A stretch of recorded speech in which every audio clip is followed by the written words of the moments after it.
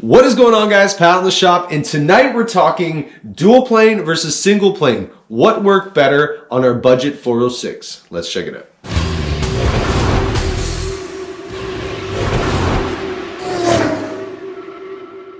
So the other day I posted the results of our budget 406 when I compared ported Vortex heads to NKB budget aluminum heads. And the cool thing with the comparison of that test is we were able to use the same intake manifold. We used this dual plane air gap style intake manifold with the cut divider on that. And the reason we could do that is the NKBs are cut for both the traditional small block Chevy pattern and the 8-bolt Vortex pattern.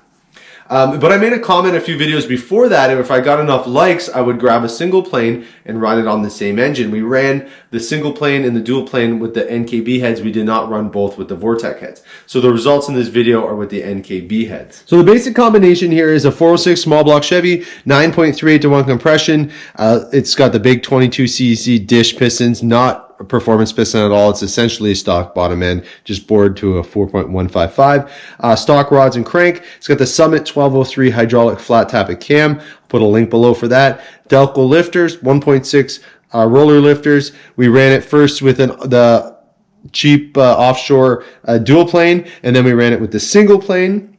We ran just an Hei Distributor, 35 degrees of total timing on both, 750 Holley, and 1 3/4 chassis headers.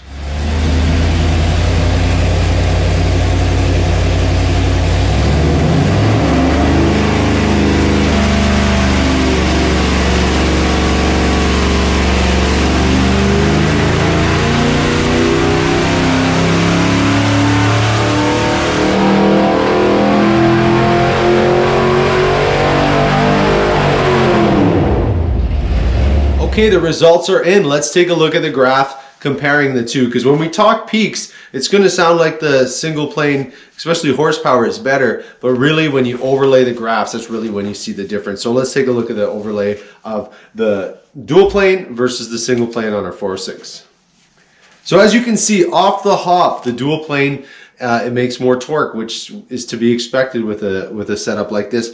We're over 30 foot-pounds of torque more with the dual plane right off the hop, and the single plane obviously trails behind. This is very stereotypical of what we got going on here. Around the 4,800 range is when things kind of cross over, and then we end up making more peak horsepower with the single plane, but it's only about 10 or 11 horsepower. It sounds better when you hear it though. It made 447 with the single plane for horsepower, and 436 peak. And again, they both peaked right around the same, actually right on the same 5,400 RPM.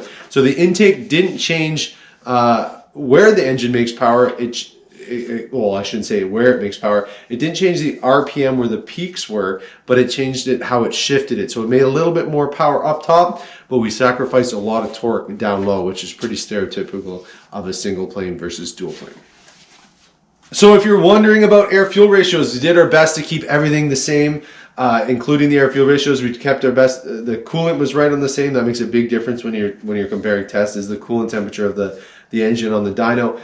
You want hot oil, and cold coolant will make more power. So if you're trying to do comparison tests, you better keep the oil temp and the coolant temp very similar. Same with the air-fuel ratio. Air-fuel ratio doesn't make as big a difference as people think it does, but we did our best to keep them as close as possible. So I'll show a graph of just how close the air-fuel ratios are on this test. Very, very close, within a half a point the whole run. Here's an interesting graph too. This is the airflow difference. Single plane pretty much pulled more air most of the test. So it peaked around 651 for CFM, where the dual plane peaked around 611. So the single plane definitely moves more air, and that's what, obviously with the same carburetor, everything's the same, just the intake manifold. So here's a graph to compare that. Something you don't see too often in these tests is the CFM of airflow difference between the two. So I thought it was an interesting point of data. Take what you want from it, but that's the difference in airflow. I'll put a link to both manifolds down below. These are, again, just real budget intakes. You know, probably the cheapest aluminum intakes you can get. And I'll put a shot of the port match on each one of those. The single plane was completely untouched. The dual plane I used on a prior test with Vortex heads, so it was port matched a little bit. So it wasn't perfect, but neither was the single plane. But they weren't too bad. You could run either one as is. But if you wanted to make them perfect, you definitely have to do some port matching for the head to the intake. Sometimes with these cheap intakes, you gotta pre-fit them, just to warn you, on the Vortex heads and the aluminum heads.